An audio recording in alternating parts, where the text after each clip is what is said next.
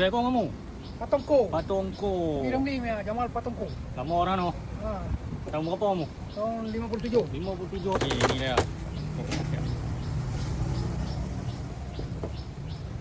Kamu nego seorang ah? Seorang saja. Seorang saja, masya-Allah. Dia kena tarik ya. Baik panjang. Ha. Ah. Dapat apa baru dapat rango. Ah. Ya, bersifat rango dapat. Oh, baik rango. Ha, Tiga generasi ya. ha, ini bukan sekarang 1 hari 2 hari ni. Dia makan kosong lagu ni ya, mamu. Kosong pun boleh, lu suka. Ah, ni tak ada kuah ni. Caci kau mau Pandan ah. Kaya tak ada ah. kaya semua dah. Tak ada ah. Pio, dia tarik semua dah. Semua boleh ya. Semua campur. Semua campur. Ha, dia tarik pun boleh makan. Boleh, ya? Cicah ah. Cicak lah. Tengok dia masak kan makanan macam Hmm. Start je noh. sah je. Mamu nego dari pukul berapa start?